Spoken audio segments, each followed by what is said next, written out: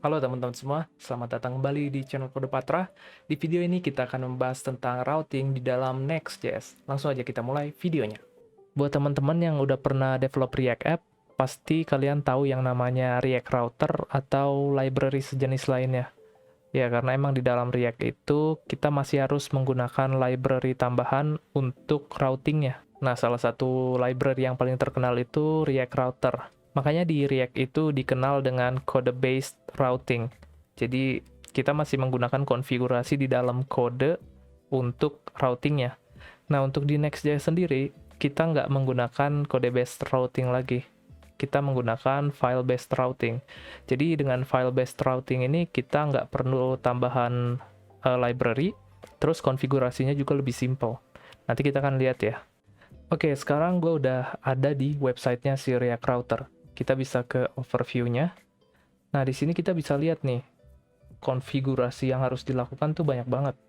Jadi kita harus bikin browser router, terus masukin komponen-komponen bawaan dari React Router-nya, kayak misalnya provider, link, terus ada route, dan segala macamnya.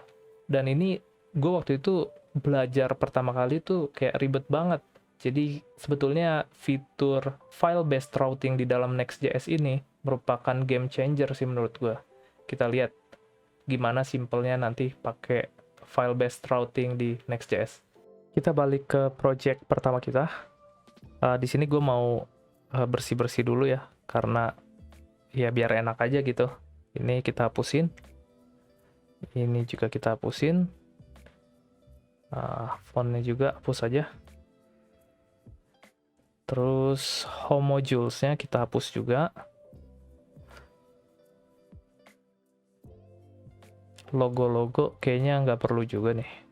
Kita lihat nanti apakah error atau enggak. Kita save. Oke, dia udah jalan.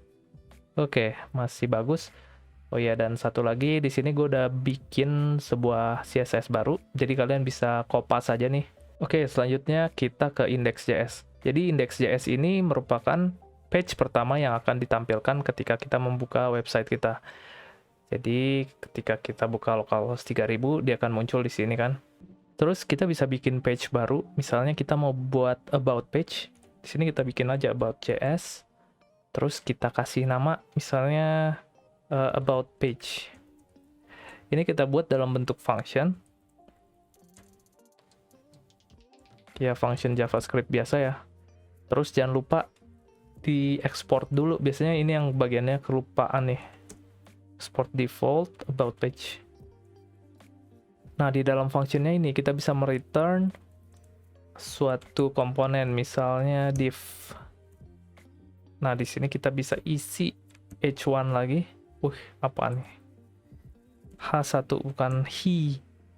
H1 misalnya this is about page. About page. Kita save. Nah, di sini kita bisa akses about. This is about page.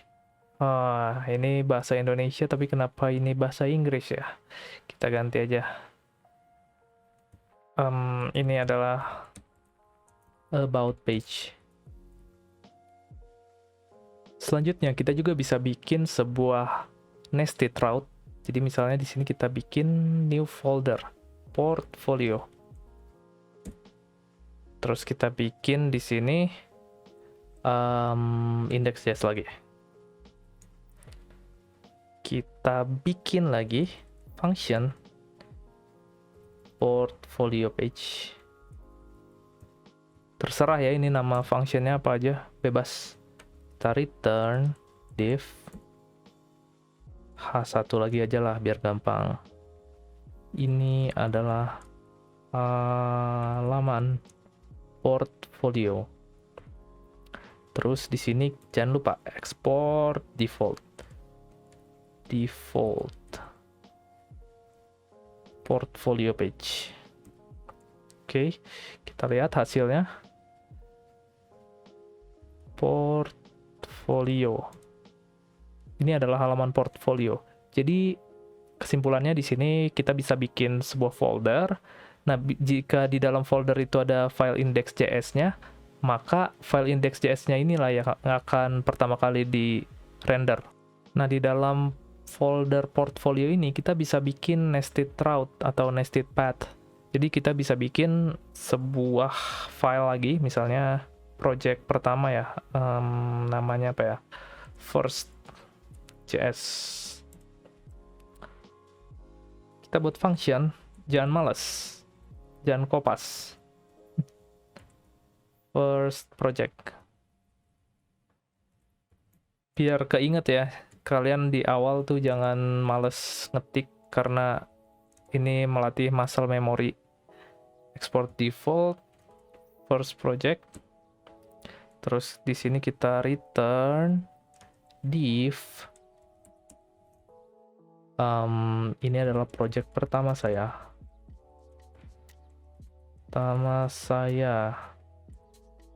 Oke, kita lihat di sini. Jadi tadi kan kita kalau akses portfolio munculnya di sini ya. Nah, kita bisa bikin nested path di sini. Kita bisa tambahin misalnya first tadi kan. Nah, ini akan muncul, ini adalah project pertama saya. Oh, ini nggak di H1 ya. Kita tambahin H1 biar kelihatan. Oke. Nah, ini adalah project pertama saya. Jadi dia membentuk nested route dengan bantuan folder portfolio ini. Terus misal kita tambahin satu lagi nih, second JS. Dan kita menjilat ludah sendiri, kita kopas karena biar nggak kelamaan ya.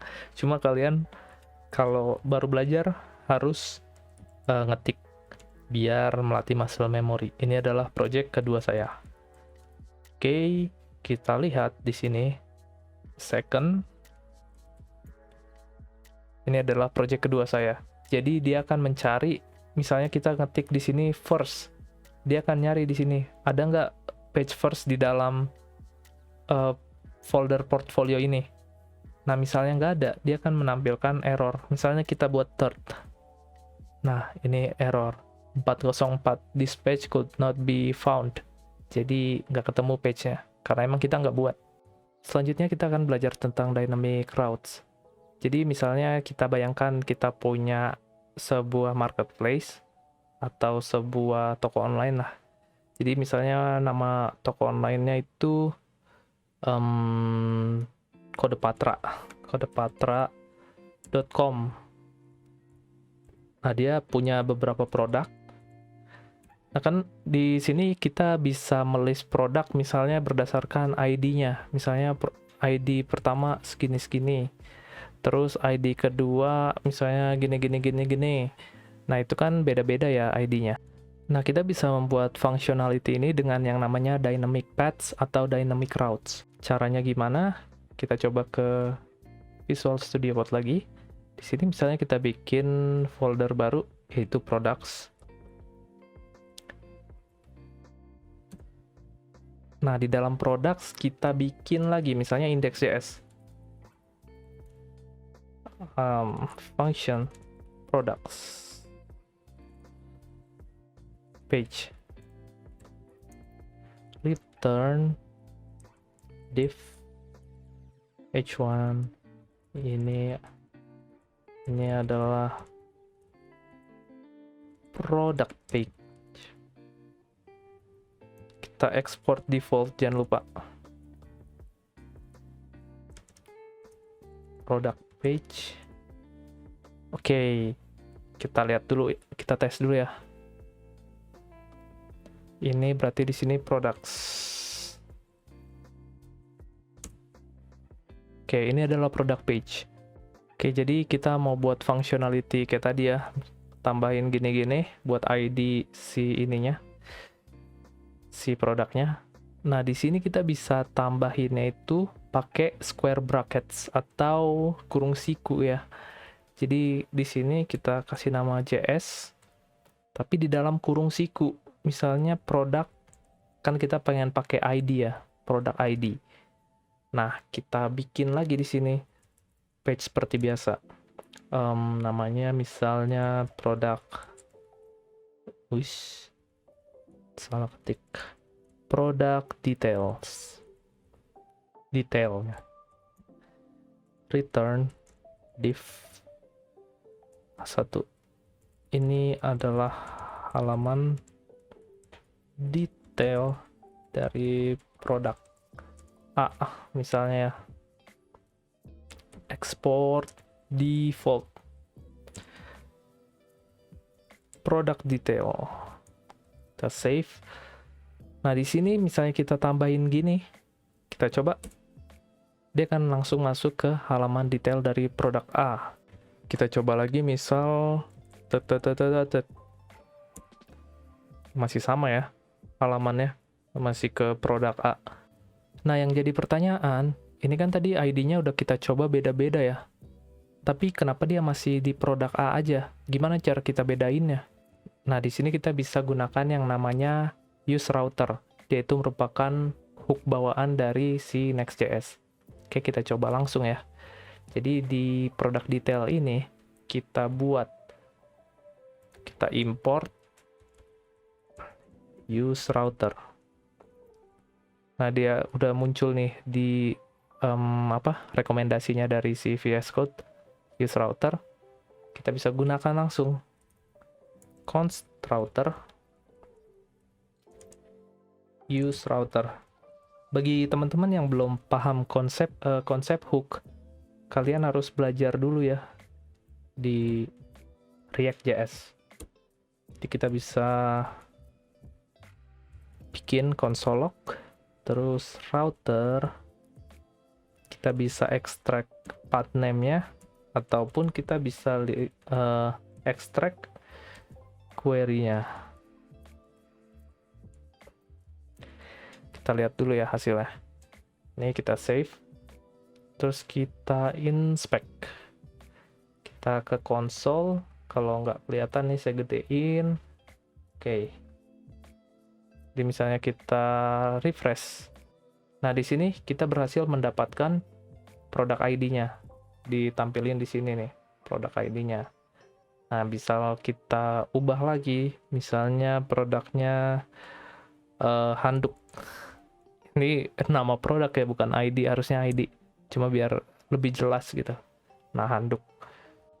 Jadi kita bisa lihat nih, path name-nya itu ini, terus query-nya itu yang dimasukkan ke dalam si path name itu adalah handuk. Nah, nanti data ini bisa kita gunakan nih untuk misalnya kita request data ke server, ke database, pakai query ini.